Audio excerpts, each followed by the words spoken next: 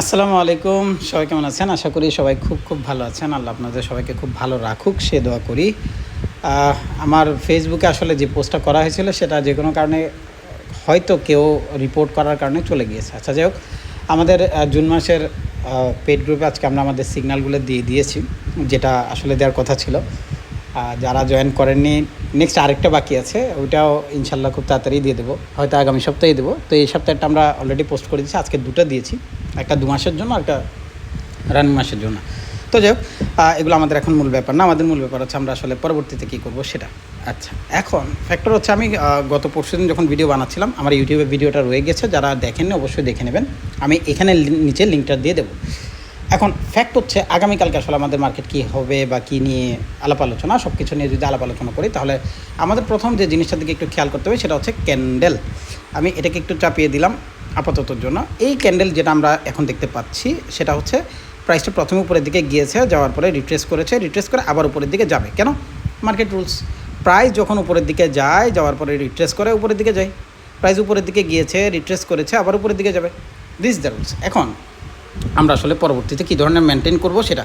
আচ্ছা, আমি যখন গত সপ্তাহে ভিডিও বানাচ্ছিলাম বা ভিডিও নিয়ে কথাবার্তা বলছিলাম, সরি আমি পুরো জায়গাটাই একটু ভুল করে ফেলছি, আমি এগুলোকে ডিলিট করব। সব কিছু ডিলিট করা যাবে না, ঝামেলা আছে। সেটা হচ্ছে আমরা গত সপ্তাহে যখন ভিডিও বানাচ্ছিলাম তখনই বলেছি, মানে লাস্ট বৃহস্পতিবার দিনের যে ভিডিও, সেখানে আমরা একটা জিনিস বারবারই উল্লেখ করছিলাম যে মার্কেট আমার কাছে এখন পর্যন্ত 100 পয়েন্টের বেশি বাড়তে পারবে না। এটা ছিল আমাদের মূল ব্যাপার, এবং 75 আমি ধরে আগাচ্ছিলাম।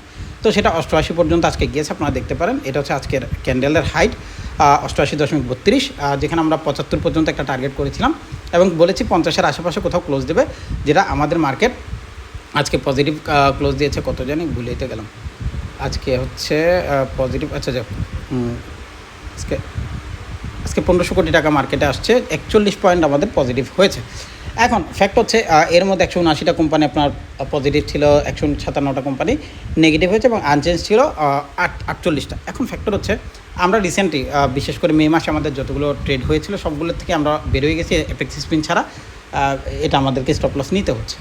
আর বাকি মোটামুটি সবগুলোই আলহামদুলিল্লাহ বেশ ভালো পর্যায়ে গিয়েছে এবং আমরা বের হওয়ার সুযোগ পেয়েছি। এখন ফ্যাক্ট হচ্ছে আগামীকালকে মার্কেট যদি আমরা তাকাই, তাহলে মার্কেট কী ধরনের মোটিভ সেটা সবার আগে এখনই অলরেডি ক্লিয়ার করেছি। মার্কেট যে রিট্রেসমেন্টটা করেছে সেটা উপরের দিকে যাবে, অর্থাৎ আমাদের যে 47 পয়েন্টের যে এরিয়াটা সেটা সে আগামীকালকে ফিল আপ করার পসিবিলিটিস রাখে। কেন? মার্কেট আমাদেরকে যে পয়েন্টটা দরকার ছিল বাই করার, বাই করেছে, রিট্রেস করা দরকার ছিল, রিট্রেস করেছে, তারপর উপরের দিকে যাওয়ার জন্য সে রেডি হচ্ছে। এখন সেটা যদি আমরা 15 মিনিটের টাইম ফ্রেমে গিয়ে দেখি, অর্থাৎ অনেকে বলেন ভাই 1 ঘন্টা দেখেন, ভাই আমি যে ঘন্টা দেখবো সেটা আমার পার্সোনাল, যারটা শেষে দেখে। এখানে কারোর জন্য কেউ মার্কেট আসলে লিড করে না, যার মোটিভ তার কাছে। এখন চলে মার্কেট এখন এই মুহূর্তে যেখানে আছে, মার্কেট আগামীকালকে আবার মোটামুটি বাইসে খুলবে, এটা মোটামুটি শিওর। আমাদের মূল টার্গেট যেটা সেটা হচ্ছে 5600 এর লেভেল।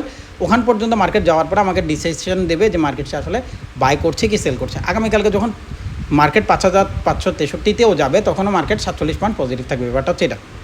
তার মানে আমার হাতে 50 পয়েন্টের একটা এরিয়া রয়ে যাচ্ছে, যেখান পর্যন্ত মার্কেট উঠতে পারে। এখন ওঠার পরে সে ডিসিশন দেবে সে 5563-কে পার করে 5580-তে যাবে না 90-তে যাবে। 5590-তে যাওয়ার পরে সে যদি রিট্রেস করে কোনো সমস্যা নেই, করতেই পারে। কিন্তু কালকে মোটামুটি প্রথম আবার যখন মার্কেট ওপেন হবে, হয়তো কিছুটা ড্রপ করতে পারে, কিছুটা, আমি বলছি না অনেক ড্রপ করে ফেলবে, নাও করতে পারে, কারণ মার্কেটটার আজকে যে বায়াস ছিল সেটা 1500 কোটি টাকার, প্রিভিয়াস যে বায়াসগুলো ছিল সেখান থেকে অনেক বেশি ছিল।